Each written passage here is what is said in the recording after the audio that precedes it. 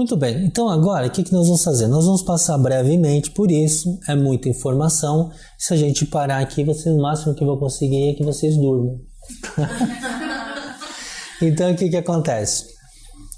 Quem é que medita? É o cérebro ou a mente? O cérebro o que é? Um montoado de células cheias de água, um monte de... É a mente, né? O cérebro é a máquina física, né? É igual você pegar assim, quem que dirige? É o motorista ou é o carro? É o motorista, né? O carro só é a máquina que você usa para andar.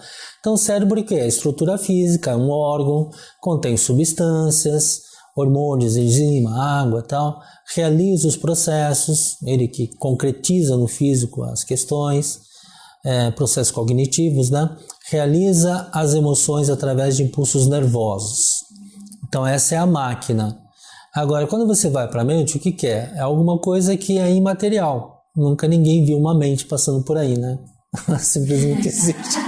Olha a mente dele. Então ela não tem forma, né? Ela ocupa esse espaço, ela coordena esse espaço, mas ela não tem forma, ela não pode ser ela não pode ser vista, ela é invisível. Ela faz a integração dos processos cognitivos e as emoções, a questão do movimento e as emoções. Ela interpreta desejos, pensar, conhecer, enfim. Então a mente é que faz, e aí tem uma coisa aqui embaixo, ó, o cérebro influencia a mente. Por exemplo, você pode usar uma substância física para causar uma alteração mental, né? E a gente sabe que a mente influencia o cérebro. Então existe assim uma via de mão dupla ali, né? O cérebro, uma alteração cerebral, um acidente físico, né? Ou uma alteração por conta de substância pode influenciar a mente, e a mente está o tempo todo influenciando o cérebro. Então essa coisa.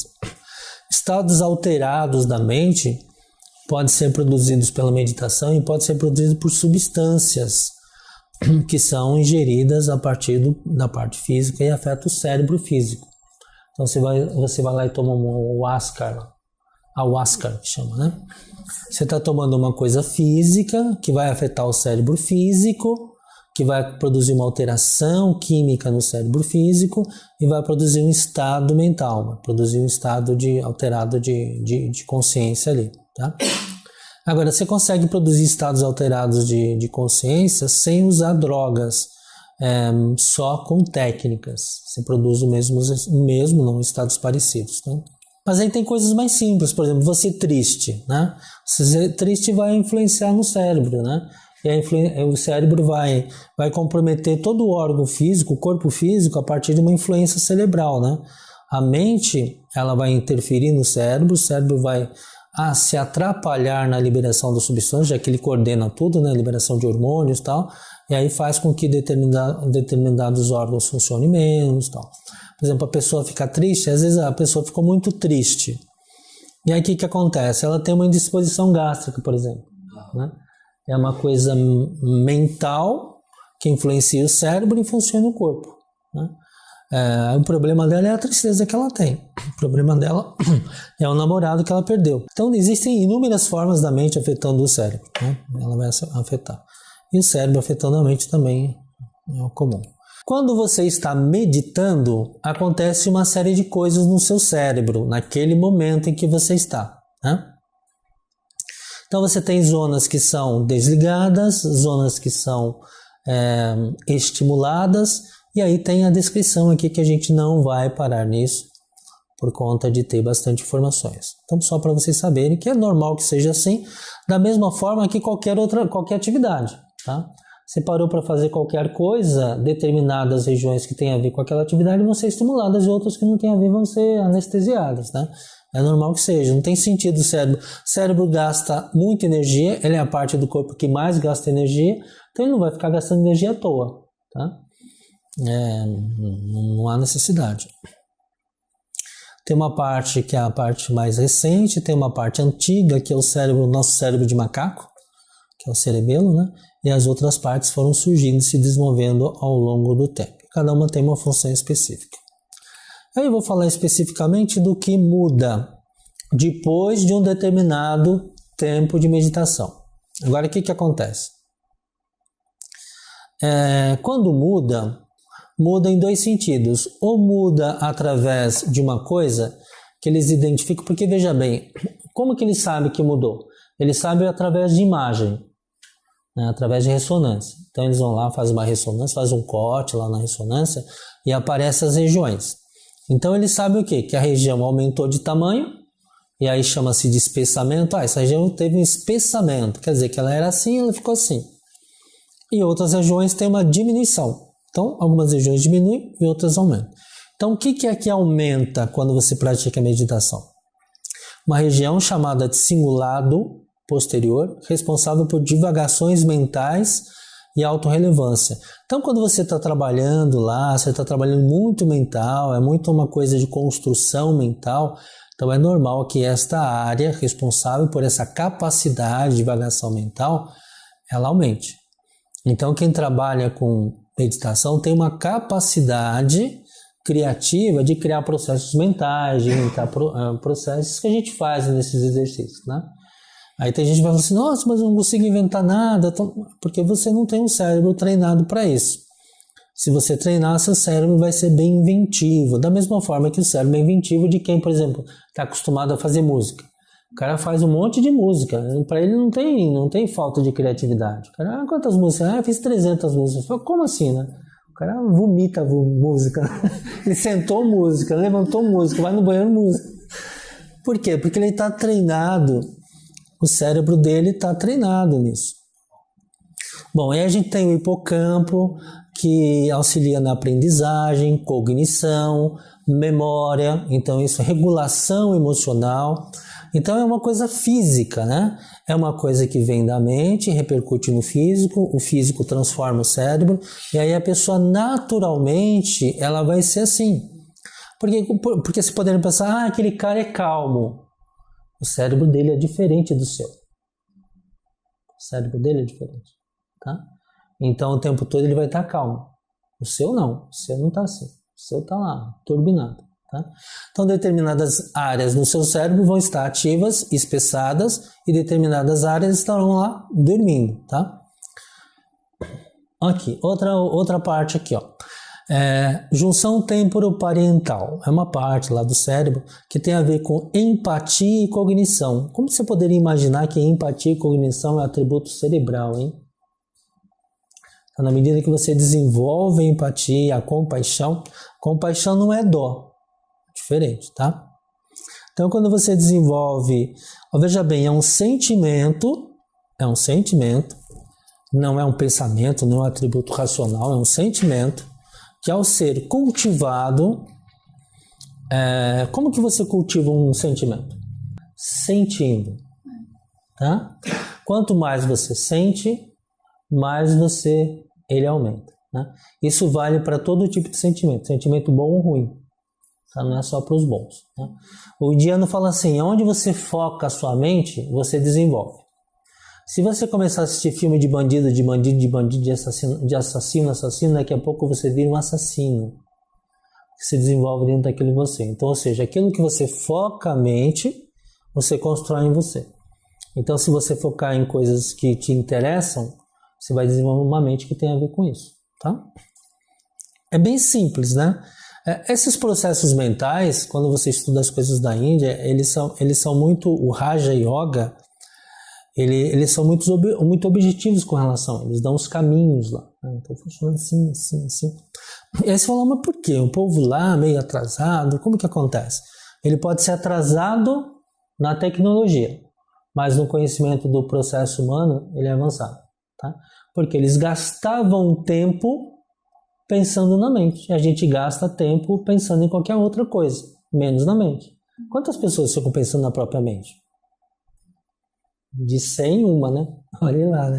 Botei a setinha para cima para quer dizer que está aumentando. Agora tem coisas que diminuem. O que diminui? Diminui a amígdala, que não é a garganta, é uma parte do cérebro, que tem a ver com o quê? Tem a ver com o estresse, tá? Aquele estado de estresse patológico, ou seja, um estresse que existe. O estresse ele só é ruim quando ele está deslocado do tempo e do espaço. Então não há necessidade de você estar estressado, não tem um cachorro correndo atrás de você, não tem o risco de você perder emprego, não tem o risco do Bolsonaro ser presidente, não brinco isso não. E aí você não fica estressado, tá? E aí você não fica estressado à toa, né?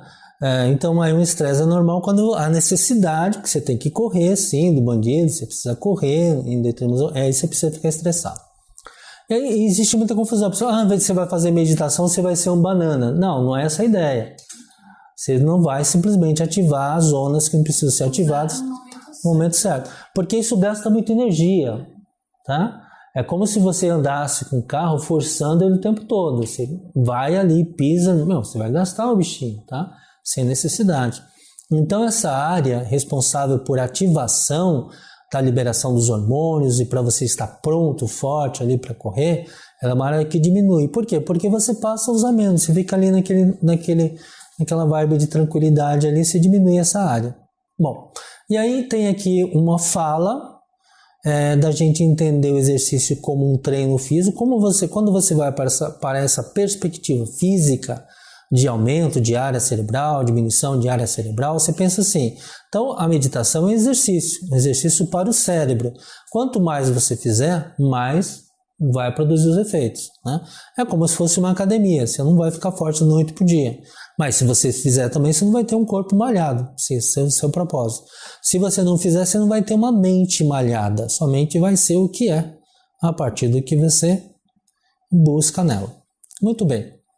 Agora temos uma fala com relação à massa cinzenta. O que é massa cinzenta? A massa cinzenta é onde ficam os neurônios, tá? Então, quando você vai aprender... Então, por exemplo, você não sabe nadar. Então, você não tem neurônios para natação. Não tem. Aí você vai lá, bate o bracinho assim, bate o bracinho assim. Você vai fazendo, você vai desenvolvendo, vai brotando, vai nascendo neurônios que vão fazer se comunicar e vão fazer sinapse de natação. Aí depois que você aprendeu, você pula na piscina e sai nadando. Você não precisa toda hora fazer assim, igual dirigir carro. Você não precisa entrar no carro e falar assim, bom, agora eu preciso fazer isso. Não precisa, é automático. Porque você já desenvolveu sinapses para isso, né? Meditação é a mesma coisa. Você nunca meditou? Você não tem neurônios de meditação. Se você treinar, você vai desenvolvendo neurônios que estão nessa massa cinzenta, eles vão sendo produzidos, corpos de neurônios, é a parte branca e tem os seus prolongamentos. Você vai criando novos neurônios. Então, consequentemente, essa parte da massa cinzenta vai aumentar de tamanho.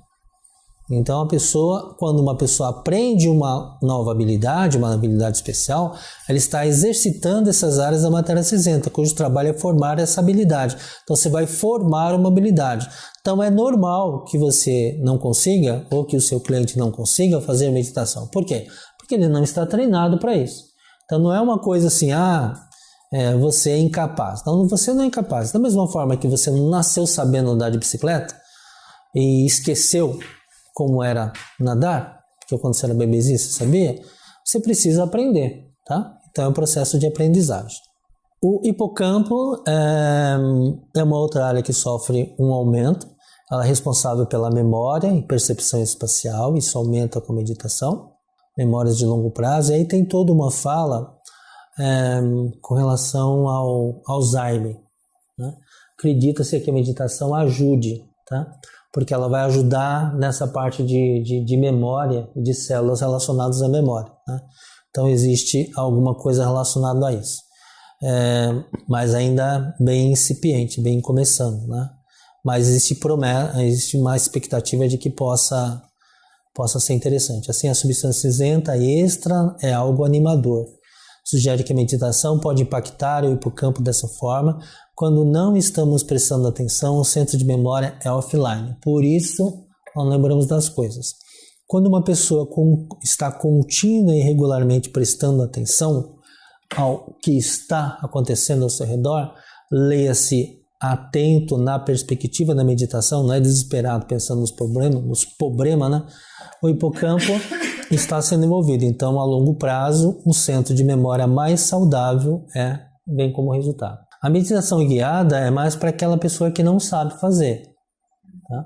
Quando a pessoa desenvolve a capacidade, porque assim, se você não fizer guiada na pessoa que não sabe, ela não vai fazer nada. Você não vai sugerir, faça isso e isso, ela não vai saber o que fazer, tá?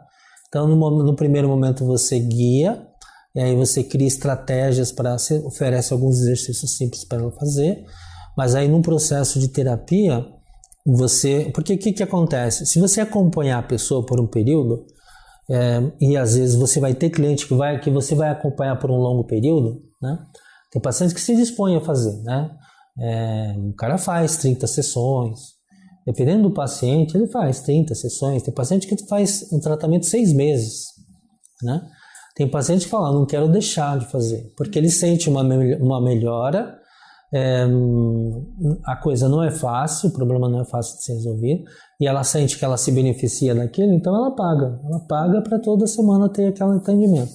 Então, nesse processo de um atendimento ao longo prazo, você consegue desenvolver com ela, né? Você pode estabelecer uma praticazinha, você cobra, mas não cobra tanto, né? Você não pode ficar enchendo o saco do cliente, porque ele foge de você. Você fica lá, fez. Uma coisa suave, tá? Naquela perspectiva que eu falei de início, você não sabe o tamanho da pedra de sapato do cara. Então não queira dar uma de faça. Ele não vai fazer, tá? Você fez? Não fez? Seria bom que você fizesse. Tá? Não fez. Eu não vou ficar enchendo o saco dele, tá? Mas nesse caso eu vou encher o saco da minha mãe. E aí de repente, você não fez? Então vamos fazer junto? Vamos fazer junto? Aí faz. Aí de repente, é tão gostosinho que eu quero fazer sozinho. Tá? Essa é a deixar ela fazer sozinha ela dormir, então é melhor eu guiar ela. Sim. E aí você coloca, não vai fazer deitado, porque ela vai dormir, você já sabe que ela dorme, então coloca sentada. Sentada, vou mandar ela fazer em pé. Ela vai dormir.